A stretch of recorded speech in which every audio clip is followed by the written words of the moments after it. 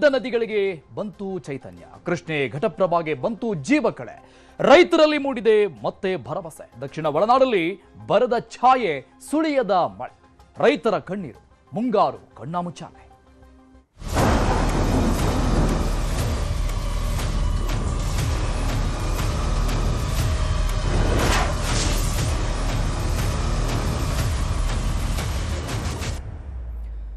ಪಶ್ಚಿಮ ಘಟ್ಟದಲ್ಲಿ ಮಳೆ ಸುರಿತಾ ಇದೆ. ರಾಜ್ಯದ ಗಡಿ ಭಾಗದಲ್ಲಿ ರೈತರಲ್ಲಿ ಎಸ್ಪೆಷಲಿ ಸಂತಸ ಮನೆ ಮಾಡಿದೆ. ಬೆಳಗಾವಿ, ಬಾಗಲಕೋಟೆ ರೈತರಲ್ಲಿ ಸಂಭ್ರಮ ಕಳೆಗಟ್ಟಿದೆ. ಈಗ ಸಂಪೂರ್ಣವಾಗಿ ಬರಿದಾಗಿದ್ದಂತಹ ಕೃಷ್ಣಾ ನದಿಗೆ ಜೀವ ಕಳೆ ಬಂದಿದೆ. ಬರಪೀಡಿತ ಜಿಲ್ಲೆ ಅಂತ ಘೋಷಣೆ ಮಾಡಿ ಅಂತ ರೈತರು ಅಲ್ಲಿ ಕೇಳಿಕೊಳ್ತಾ ಇದ್ರು. ಅಂತ ಪರಿಸ್ಥಿತಿ ನಿರ್ಮಾಣ ಆಗಿತ್ತು ಈ ಭಾಗದಲ್ಲಿ. ಈಗ ರೈತರಲ್ಲಿ ಸಂಭ್ರಮ, ಖುಷಿ ವಿಚಾರ, ಒಳ್ಳೆ ವಿಚಾರ. ಪಶ್ಚಿಮ ಘಟ್ಟದಲ್ಲಿ ಭಾರಿ ಮಳೆ ಆಗ್ತಾ ಇದೆ. ಅಂದ್ರೆ ಮುಂಬೈ, ಮಹಾರಾಷ್ಟ್ರ ಆ ಭಾಗದಲ್ಲಿ ಪಶ್ಚಿಮ ಘಟ್ಟದಲ್ಲಿ ಭಾರಿ ಪ್ರಮಾಣದ ನೀರು ಹಿಪ್ಪರಗಿ ಬ್ಯಾರೇಜ್ಗೆ ಹರಿದು ಬರ್ತಾ ಇದೆ. ಬೆಳಗಾವಿ, ಬಾಗಲಕೋಟೆ ಭಾಗದ ಜನ ಸ್ವಲ್ಪ ನಿರಾಳರಾಗಿದ್ದಾರೆ. ಹಾಕಿರುವಂತ ಬೀಜ ಅಟ್ಲೀಸ್ಟ್ ಮೊಳಕೆ ಹೊಡೆಯುತ್ತೆ, ಹುಟ್ಟುತ್ತೆ ಅಂತ. ಬೆಳಗಾವಿಯ 90, ಬಾಗಲಕೋಟೆಯ 30 ಹಳ್ಳಿಗಳಿಗೆ ಆಸರೆ ಆಗಿರುವಂತಹ ಡ್ಯಾಮ್. ಬೆಳಗಾವಿ ಜಿಲ್ಲೆಯಲ್ಲಿ ಮುಂಗಾರು ಮಳೆ ಚುರುಕನ್ನು ಪಡಿತಾ ಇದೆ. ಕಳೆದ 3 ದಿನಗಳಿಂದ ನಿರಂತರವಾಗಿ ಮಳೆ ಆಗ್ತಾ ಇದೆ. ಒಂದು ಕಡೆ ಡ್ಯಾಮ್ಗೆ ಒಳಹರಿವು, ಮತ್ತೊಂದು ಕಡೆ ಜಿಲ್ಲೆಯಾದ್ಯಂತ ಮಳೆ. ಹಿಡಕಲ್ ಜಲಾಶಯಕ್ಕೆ 1661 ಕ್ಯೂಸೆಕ್ಸ್ ನೀರು ಬರ್ತಾ ಇರೋ. ಬಳ್ಳಾರಿಯಲ್ಲಿ ಮಳೆ ಇಲ್ಲದೆ ಬರದ ಸ್ಥಿತಿ. ಮತ್ತೊಂದು ಕಡೆ ಬಿತ್ತಿದ ಬೀಜ ಒಣಗ್ತಾ ಇದೆ. ರೈತರಲ್ಲಿ ಆತಂಕ ಮನೆ ಮಾಡಿದೆ. ಸಹಜವಾಗಿ ಒಂದು ಕಡೆ ಒಂದಿಷ್ಟು ಭಾಗದ ರೈತರಿಗೆ ಖುಷಿ ಆದ್ರೆ ಮತ್ತೊಂದಿಷ್ಟು ಭಾಗದ ರೈತರಿಗೆ ಆತಂಕ.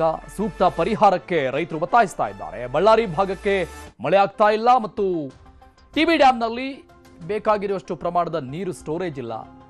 ಯಾಕಂದ್ರೆ ಮಲೆನಾಡು ಭಾಗದಲ್ಲಿ ಮಳೆ ಆದರೆ ಯಥೇಚ್ಛವಾಗಿ ಈ ಟಿಬಿ ಡ್ಯಾಮ್ಗೆ ನೀರು ಬರುತ್ತೆ, ಒಳಹರಿವು ಜಾಸ್ತಿಯಾಗಿ ಬರುತ್ತೆ, ಸ್ಟಾಕ್ ಆಗುತ್ತೆ. ಆವಾಗ ನೀರಾವರಿ ನಡೆಯುತ್ತೆ ಜಿಲ್ಲೆಯಾದ್ಯಂತ.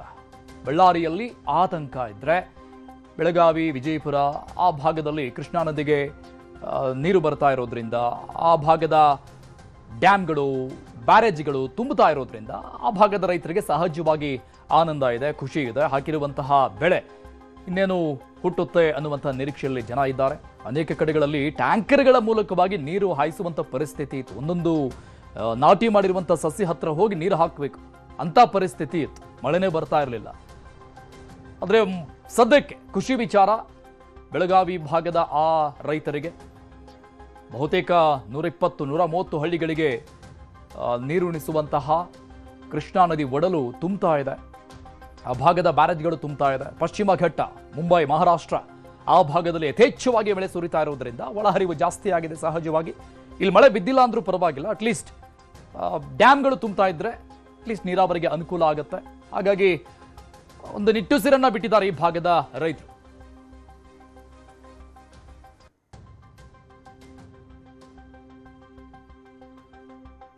ಡೀಟೇಲ್ಸ್ ಕೊಡ್ತಾರೆ ನಮ್ಮ ಪ್ರತಿನಿಧಿ ಚಂದ್ರಕಾಂತ್ ಸುಗಂಧಿ. ಲೈವ್ ನಲ್ಲಿ ಜಾಯ್ನ್ ಆಗ್ತಾ ಇದ್ದಾರೆ ಬೆಳಗಾವಿಯಿಂದ.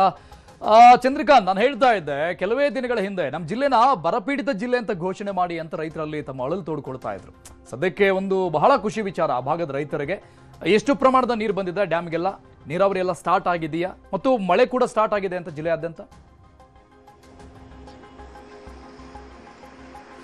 ಅರುಣುಗಾರ್, ಬೆಳಗಾವಿ ಜಿಲ್ಲೆಯಲ್ಲಿ ಕಳೆದ 4 ದಿನ ಸತತವಾಗಿ ಮಳೆ ಆಗ್ತಿದೆ. ಬೆಳಗಾವಿ ಮತ್ತು ಖಾನಾಪುರ ತಾಲೂಕಿನಲ್ಲಿ ಅತಿ ಹೆಚ್ಚು ಮಳೆ ಆಗ್ತಿದೆ. ಇದು ಏನಂದ್ರೆ ಡ್ಯಾಮ್ಗಳಿಗೆ ಒಳಹರಿವು ಆರಂಭವಾಗುವಂತಹ ಸೂಚನೆ ಸಿಕ್ಕಿರ್ತಕ್ಕಂಥದ್ದು. ನಿನ್ನೆ ಒಂದೇ ದಿನ 1600 ಕ್ಯೂಸೆಕ್ ನೀರು ಹಿಡಕಲ್ ಜಲಾಶಯಕ್ಕೆ ಹರಿದು ಬಂದಿದೆ. ಮತ್ತೊಂದು ಕಡೆ ಖಾನಾಪುರ, ಜಾಂಬೋಟಿ, ಕಣಕುಂಬಿ ಭಾಗದಲ್ಲಿ ಅತಿ ಹೆಚ್ಚು ಮಳೆಯಾಗಿದ್ದು ಇವತ್ತು ಮಲಪ್ರಭಾ ನದಿಗೆ ಒಳಹರಿವು ಆರಂಭವಾಗುವಂತಹ ಸೂಚನೆ ಇದೆ. ಇವತ್ತು ಮಧ್ಯಾಹ್ನದ ನಂತರ ಮಲಪ್ರಭಾ ನದಿಯ ಒಳಹರಿವು ಏರಿಕೆಯಾಗಲಿದೆ. ಇನ್ನು ಜುಲೈ ತಿಂಗಳಲ್ಲಿ ಒಳಹರಿವು ಇರತಕ್ಕಂಥದ್ದು. ಕಳೆದ ಬಾರಿ ಇಷ್ಟೊತ್ತಿಗಾಗಲೇ ಡ್ಯಾಮ್ ಅರ್ಧದಷ್ಟು ಭರ್ತಿಯಾಗಿತ್ತು. ಆದರೆ ಈ ಬಾರಿ ಈಗ ಜುಲೈ ಮೊದಲ ವಾರದಲ್ಲಿ ಈಗ ಒಳಹರಿವು ಆರಂಭವಾಗತಕ್ಕಂಥದ್ದು. ಡ್ಯಾಮ್ ಭರ್ತಿ ಸುಮಾರು 37 TMC ನೀರು ಬೇಕಾಗುತ್ತೆ. ಇನ್ನು ಸತತವಾಗಿ 10-15 ದಿನಗಳ ಕಾಲ ಇದೇ ರೀತಿ ಮಳೆಯಾದ ಸಂದರ್ಭದಲ್ಲಿ ಡ್ಯಾಮ್ ಅರ್ಧ ಭರ್ತಿ ಆಗಲಿದೆ. ಇನ್ನು ಮಹಾರಾಷ್ಟ್ರದ ಪಶ್ಚಿಮ ಘಟ್ಟ ಪ್ರದೇಶದಲ್ಲಿ ಮಳೆ ಆಗ್ತಿರೋದ್ರಿಂದ ಕೃಷ್ಣಾ ನದಿಗೆ ನೀರು ಬರ್ತಾ ಇದೆ. ಮತ್ತೊಂದು ಕಡೆ ಘಟಪ್ರಭಾ ನದಿಗೂ ನೀರು ಬರ್ತಾ ಇದೆ. ಇನ್ನು ಬೆಳಗಾವಿ ಜಿಲ್ಲೆಯ ಬೆಳಗಾವಿಯ ಮತ್ತು ಖಾನಾಪುರ ತಾಲೂಕಿನಲ್ಲಿ ಮಳೆ ಆಗ್ತಿದೆ. ಇನ್ನುಳಿದಂತೆ ಬೈಲೊಂಗಲ, ಸೌದತ್ತಿ, ರಾಮದುರ್ಗ, ಯರಗಟ್ಟಿ, ಮೂಡಲಗಿ, ಗೋಕಾಕ್ ಭಾಗದಲ್ಲಿ ಮಳೆಯ ಪ್ರಮಾಣ ಕಡಿಮೆ ಇದೆ. ಈ ಒಂದು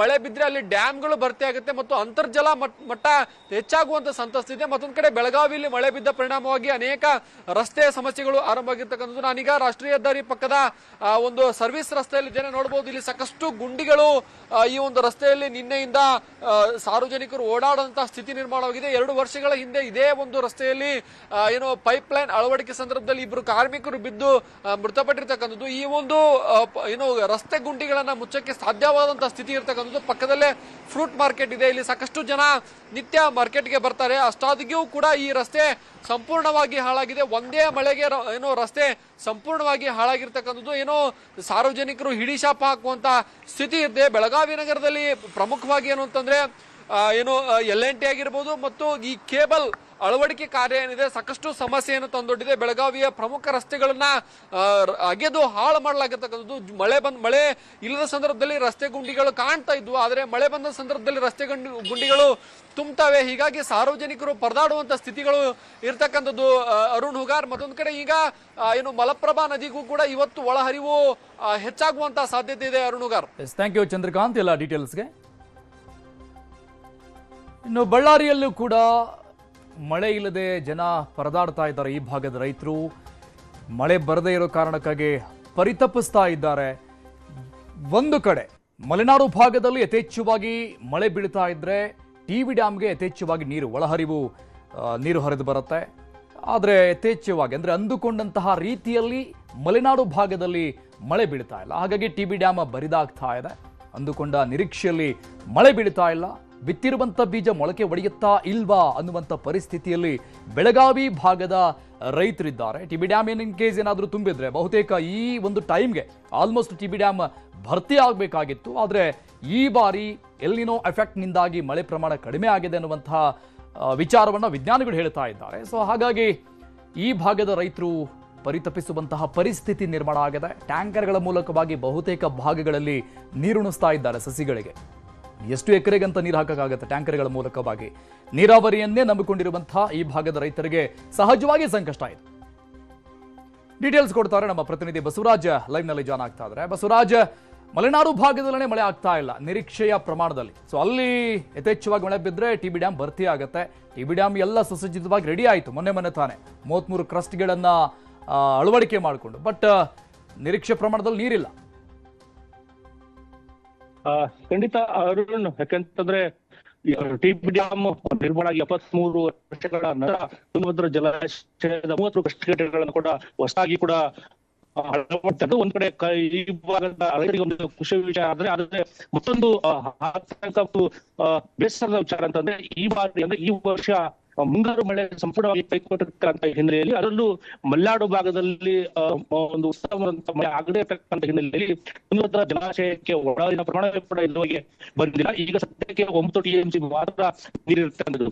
ಕಳೆದ ವರ್ಷ ಈ ಅವಧಿಯಲ್ಲಿ 70ಕ್ಕೂ ಹೆಚ್ಚು TMC ನೀರು ಕೂಡ ಸಂಗ್ರಹ ಆಗಿರ್ತಕ್ಕಂಥ ರೈತರಿಗೆ ಈಗಾಗಲೇ ಟಿಬಿ ಒಂದು ಸೂಚನೆಯನ್ನು ಕೂಡ ಕೊಟ್ಟಿರ್ತಕ್ಕಂಥದ್ದು. ಅಂದ್ರೆ ಡ್ಯಾಮ್ ನೀರನ್ನ ಅವಲಂಬಿಸಿ ಯಾವುದೇ ರೈತ ಬೆಳೆಗಳನ್ನ ಬೆಳೆಗಳ ನಿಟ್ಟಲ್ಲಿ ಈಗಾಗಲೇ ಕೊಟ್ಟಿರ್ತಕ್ಕಂಥದ್ದು. ಮತ್ತೊಂದು ಕಡೆ ಮಳೆಯಾಶ್ರಿತ ಬೆಳೆಗಳನ್ನು ಕೂಡ ರೈತರು ಯಾಕಂದ್ರೆ ಮುಂಗಾರು ಆರಂಭದಲ್ಲಿ 2 ಮಳೆಗಳು ಕೂಡ ಉತ್ತಮ ಆಗಿರ್ತಕ್ಕಂಥ ಹಿನ್ನೆಲೆಯಲ್ಲಿ ಆ ಸಂದರ್ಭದಲ್ಲಿ ಮಳೆಯಾಶ್ರಿತ ಬೆಳೆಗಳನ್ನು ಕೂಡ ರೈತರು ಬೆಳೆದಿರ್ತಕ್ಕಂಥದ್ದು.